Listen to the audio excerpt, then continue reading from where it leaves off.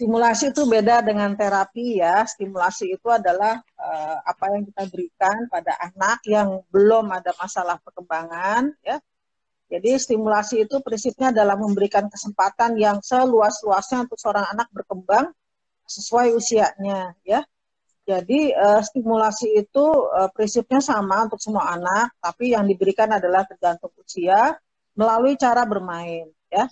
Nah, mengapa stimulasi itu penting? Karena dengan stimulasi tersebut anak dapat mempelajari sesuatu dari pengalaman, terus memberikan pengalaman bagi anak lengkap dengan proses trial and error-nya ya. Dengan memberikan contoh, memberikan kesempatan anak untuk melakukan sesuatu, hal itu sudah memberikan anak pengalaman dan kesempatan untuk mempelajari sesuatu. Nah, siapa yang memberikan stimulasi ya tentu orang tua dan pengasuh ya. Jadi orang tua terutama ibu ya sebagai tokoh yang paling dekat dengan anak. Tapi juga bisa nenek, bisa tante, bisa pengasuh, bisa asisten rumah tangga ya. Pokoknya siapapun orang yang kita percaya untuk mengasuh ya. Bisa juga pengasuh di daycare, guru sekolah di PAUD ya. Jadi bukan hanya keluarga inti, tetapi lingkungan terdekat anak juga bisa memberikan stimulasi. Nah, orang tua suka bertanya, mulai kapan dok diberikan stimulasi? Ya mulai dari lahir ya, mulai dari lahir, ajaklah anak bicara ya, kemudian juga menyanyikan lagu, nanti juga kita ajak bermain sesuai usianya, dan itu harus terus menerus ya, mulai dari anak itu bangun tidur sampai dia tidur lagi ya. Terus kapan, di mana kita bisa memberikan stimulasi ya dimanapun ya. Jadi kayak contohnya bermain di luar gitu, tuh nggak harus ke mall, main yang mahal-mahal, enggak, cukup jalan sekitar rumah sambil kita terangkan apa yang dilihat anak, apa yang tukang apa itu yang lewat, dia jualan apa dan sebagainya ya. Dan cara stimulasi itu dengan cara bermain, jadi tentu dalam keadaan yang situasi yang menyenangkan, gembira, interaktif dua arah. Kita harus jadi teman bermain buat anak gitu ya, prinsipnya seperti itu. Jadi terapi itu kita berikan untuk rehabilitasi atau intervensi anak-anak yang mengalami atau mempunyai masalah perkembangan atau keterlambatan.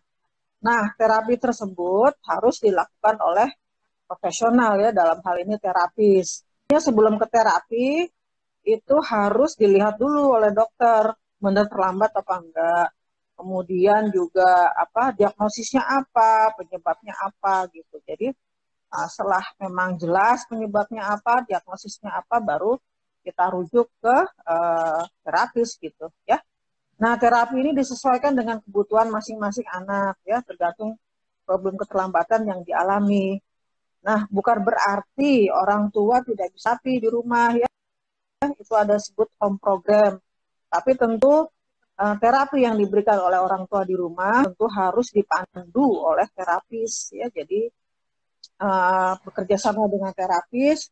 Biasanya terapis akan memberikan home program tuh, Bu, nanti di rumah PR-nya gini ya. Nah, itu harus dilakukan juga gitu ya. Jadi itulah prinsipnya terapi.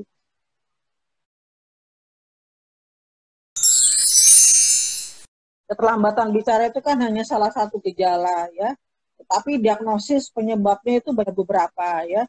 Salah satunya adalah autism spectrum disorder, kemudian juga global developmental delay, bisa juga gangguan bicara ekspresif, bisa juga gangguan artikulasi, bisa juga mutisme ya. Nah, itu harus dilihat diagnosisnya apa, kemudian problemnya beda-beda. Bisa juga gangguan pendengaran gitu ya. Nah, jadi harus diagnosis penyebabnya harus jelas, diagnosisnya jelas, penyebabnya jelas, jadi terapinya juga pas. Contohnya pada autism gitu ya, sebetulnya dia bukan hanya telat bicara, tapi interaksi dua arahnya juga belum bagus. Contohnya kontak matanya nggak ada, diajak ngomong belum ngerti, ada perilaku repetitif. Nah, seperti itu, maka kita nggak pas kalau langsung kasih terapi bicara, karena dia interaksi dua arahnya juga belum bagus, dia belum mengerti orang lain ngomong apa. Nah, disitulah kita memerlukan terapi yang namanya terapi sensori integrasi antara lain ya, dengan tujuan bahwa itu akan memperbaiki kontak mata, memperbaiki interaksi dua arahnya, kemudian anak juga lebih ngerti orang lain ngomong apa. Nah, ketika dia sudah menjalankan Nah, terapi sensor integrasi semuanya sudah membaik, fokusnya juga membaik, maka anak tersebut mungkin sudah siap untuk ditambahkan dengan terapi bicara. Nah, kalau gangguan bicara ekspresif, di mana anak itu sebetulnya sudah ngerti orang lain ngomong apa, cuma dia tinggal kata-katanya belum banyak, belum bisa menyusun kalimat. Nah, itulah pada kondisi anak seperti itu, maka terapi bicara bisa diberikan. Tapi tentu lihat-lihat juga, ada juga anak-anak yang masih belum fokus banget ya, belum bisa lama menjalani proses terapi bicara, karena kalau terapi bicara itu kan anaknya mesti duduk ya satu-satu sama terapisnya. Nah, pada kondisi seperti itu juga bisa ditambahkan terapi sensori integrasi. Nah, kalau telat bicaranya karena gangguan pendengaran, ya tentu problem pendengarannya harus diperbaiki dulu ya. Nah, itu biasanya kita akan konsultasikan ke dokter THT untuk evaluasi fungsi pendengaran. Gitu. Ya, jalan itu batas maksimalnya ada 18 bulan ya. Okay. Nah, sekarang 13 bulan itu sebagian besar anak sudah bisa duduk ya. Itu 100% udah bisa duduk. Sudah mulai berdiri ya dan rambatan. Ya, itu mayoritas sudah bisa berdiri dan rembetan.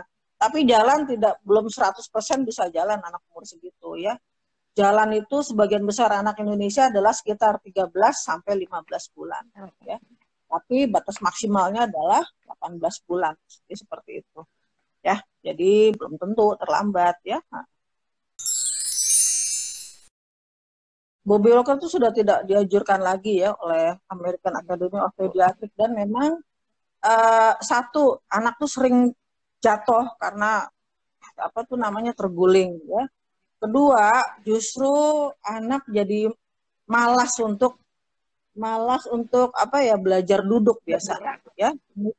Ya, malas untuk bergerak. Kemudian juga kalaupun dia berdiri nanti udah kebiasaan jinjit ya.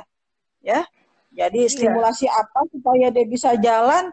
Ya, kita lihat kalau dia udah bisa duduk, maka kita harus kasih pegangan dia untuk belajar berdiri ya. Biasanya kita deketin dia di meja TV gitu ya, di meja kopi gitu. Biasanya anak duduk di lantai, maka dia akan berpegangan pada tepi meja, dia akan mengangkat badannya untuk berdiri. Setelah itu bisa rambatan. Nah, kalau udah rambatan, kemudian dia bisa lepas tangan tuh, nah itu siap untuk ditetah. Nah, melatih anak belajar berjalan ya dititah atau dengan push walker ya, atau kalau nggak ada ya pakai kursi aja yang bisa didorong-dorong anak itu. Kursinya harus cukup enteng sehingga dia bisa mendorong, tapi juga cukup berat sehingga kursi itu tidak mudah jatuh ya. Jadi kalau baby walker, apalagi orang kita ini terlalu cepat kasih baby walker, umur 6 bulan udah ditaruh di situ, akhirnya apa, anaknya malas belajar duduk. Mungkin buat kitanya enak, nggak repot ya, taruh di situ udah lari sana lari sini, tapi nggak bagus buat perkembangan sebetulnya ya.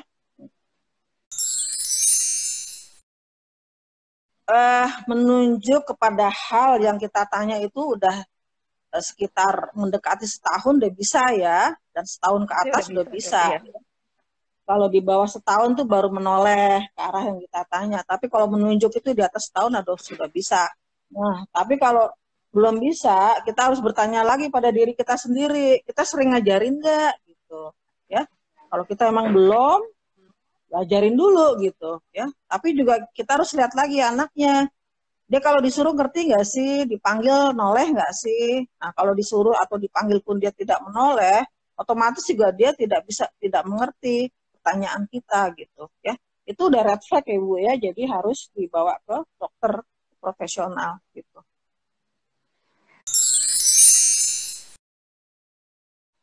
Ya, anak udah berapa tadi? 2 tahun lebih ya. Kosakatanya udah lebih dari 50 kata berarti ya, dan sudah bisa bikin kalimat aku mau susu, mau mimi, atau bahkan aku mau susu ya. Nah, jadi yang perlu dilakukan adalah kalau dia sudah mengerti ya, tinggal kata-katanya belum banyak ya, kita harus banyak berbicara dengan anak ya. Batasi screen time ya. Jadi kalau anak 2 sampai 5 tahun itu screen time itu hanya boleh 1 jam ya. Karena screen time yang terlalu banyak akan mengurangi interaksi kita sama interaksi anak dengan orang-orang sekitarnya. Jadi kita harus cerewet, Bu, ngajak ngomong, melihat buku bersama, memperkenalkan kata-kata baru, menyanyi bersama. Walaupun screen time itu harus ditemani, karena dengan menonton itu kita yang harus bercerita apa yang dia lihat, kemudian tanya lagi ke anaknya. Ya, jadi anak itu bicara bahasa itu sangat tergantung dari stimulasi, karena dia nggak akan bisa bicara dengan sendirinya gitu, ya, untuk komunikasi tanpa ada stimulasi interaksi dua arah dari pengasuh dan orang tua serta lingkungannya. Jadi seperti itu. Ya harus cerewet, Bu, gitu. Ya. Kalau mau ditambah terapi bicara boleh, tapi pokoknya di rumah harus seperti itu suasana.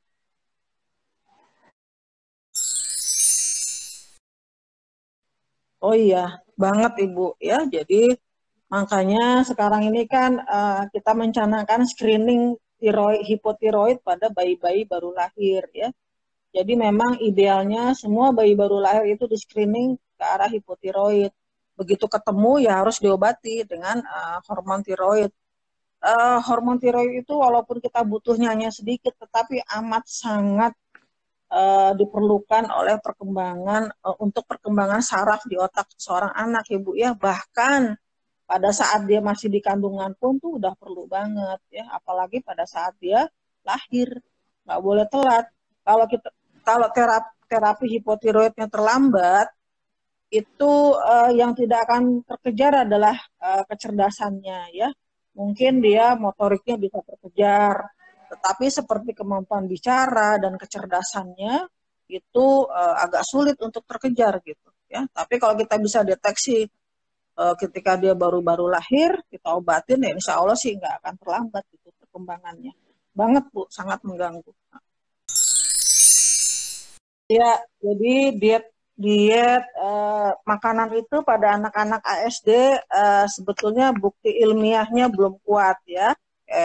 Itu satu kalau dari segi namanya kedokteran berbasis bukti ilmiah. Tetapi kalau mau dicoba ya nggak apa-apa, silahkan aja ya, di diet pantang sama sekali gitu 2 minggu gitu. Nah, nanti dilihat ada perubahan apa enggak. Nah, kalau ada perubahan, kita coba lagi, kita challenge gitu, kita kasih lagi.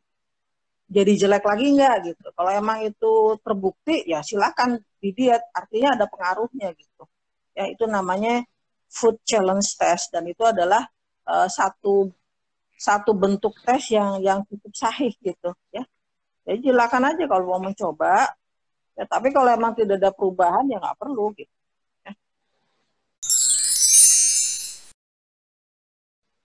Ya, biasanya nanti kalau DSI kita lihat ya tiap 3 bulan ya. Kemudian kalau emang terapinya berjalan dengan baik ya, home programnya dikerjakan dengan baik, itu dalam waktu 3 bulan aja pesat tuh ya. Anaknya kontak matanya udah membaik, sudah ngerti perintah, udah tahu kita ngomong apa. Nah, kalau udah kondisinya seperti itu, bisa masuk tuh terapi bicara ya. Atau kalau belum siap juga ya kita teruskan lagi, nanti 3 bulan lagi kita evaluasi. Terapi bicara sih Bu ya, rata-rata sih 2 itu yang perlu.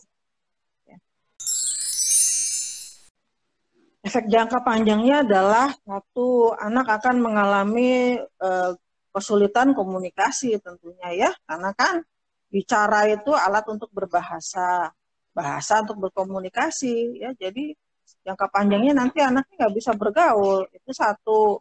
Kedua juga kalau dan dia juga belum mengerti apa apa yang disampaikan oleh orang lain ya. Nah, kalau ada problem bahasa itu akan timbul problem lain, problem perilaku, tantrum ya, atau anaknya menarik diri karena dia tidak bisa bergaul dengan sekitarnya ya. Kemudian juga pada anak-anak seperti itu bukan cuma gangguan bicara dan komunikasi, tetapi ketika dia sudah dalam tahap belajar membaca, nah mungkin dia bisa membaca tapi nggak ngerti artinya apa gitu ya. Itu itu salah satu contohnya efek jangka panjang pada anak-anak dengan keterlambatan bicara, apapun penyebabnya sih sebetulnya ya.